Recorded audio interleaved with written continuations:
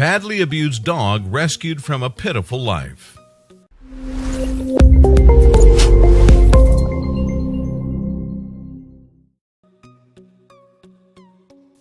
LaCrystal Ricky saw a Facebook photo of the dog sleeping outside in a filthy armchair and knew she had to do something right away. He was out in a parking lot in this kind of not-so-nice part of town, Ricky, founder and director of Reggie's Friends, a rescue group in Houston, Texas, said. Somebody had posted that they'd gone to the gas station and there was this skinny dog. I wanted to pick him up because it wasn't a safe place. When Ricky arrived at the gas station, she looked for the dog, now named Anakin, but couldn't find him, so she turned to Facebook for help.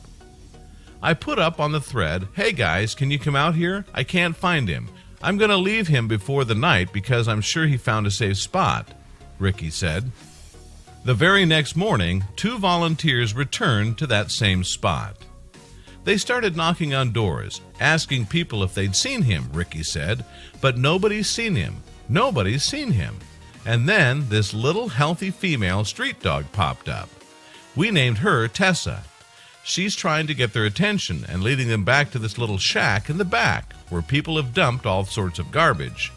There were car parts and food garbage. Then they found Anakin. He was lying on the seat that you saw in the photos, Ricky said. Ricky immediately drove back to the gas station to get Anakin, as well as Tessa. Ricky thought that Anakin was just a very skinny, malnourished street dog, and was surprised to learn that the situation was much worse. We get home and he starts coming out of the crate, and we start seeing the massive infected wounds, Ricky said, and they're oozing, and they're still infected. My husband and I were like, okay, we need to get him straight to the emergency vet.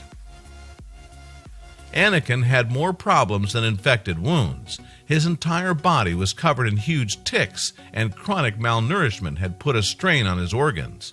The vet team at Blue Pearl Emergency Pet Hospital was also very concerned about something else. The vet said, "This is really bad. This is one of the worst cases I've seen. We're really sure that he was a bait dog," Ricky said. A bait dog is an animal who is used as a practice target for fighting dogs in training. People encourage fighting dogs to attack the bait dog while making it impossible for the bait dog to fight back. Ricky was not sure at first. "I didn't think he was a bait dog," she said. "That's a term I really try not to throw around because I think a lot of people really overuse that when they get an abused dog. And I was like, oh, he's got the scratches on his face. He's a street dog." Then they opened up his mouth and they showed me. Literally all his teeth have been pulled out. Canines have been filed down.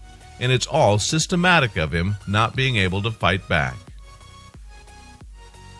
All these wounds that were oozing, they were oozing because somebody had sewn them up by hand. Then you take into account all the scars on his face, and you start putting it all together. And there's no other answer. This was his life. He was a bait dog. The intent for him was not to live, basically, which is horrifying. Anakin stayed at the emergency vet for several days, and one of the nurses decided to do something nice for him and got him a stuffed elephant. Everyone at Blue Pearl loved this dog, and everyone was very invested in his well-being, Ricky said. And one of the critical care nurses decided that he needed his first lovey. So, when she went out to lunch on Sunday, she got it and brought it back to him. I think at first he probably didn't know what it was, but then he started to warm up to it and love it. "I'm willing to wager that it was probably the first one he's ever had in his life," Ricky added. "He definitely took some comfort in it, and it was an incredibly amazing gesture for her to bring that for him." When Anakin was stable, he was transferred to a primary vet for additional care and finally to a foster home, where he stayed until he's fully recovered. "He's very reserved," Ricky said. "It's going to take some time for him to come out of his shell and understand that there are people who love him and care for him and that we're not going to hurt him. And to know that there's always going to be food and sweaters and stuffies and blankets." This level of abuse is all-encompassing. It's mental, physical, and emotional. And it's going to take some time for him to put out all these things, Ricky added. But we feel very lucky that we were put into his path, that we were able to do this for him. Anakin is showing signs of improvement in his foster home, Ricky explained. He's gaining weight slowly and loving life in his foster home, Ricky added. He lives with 2 other dogs and loves it. He also loves sitting on the couch with his foster dad. If you know someone who might like this, please click share.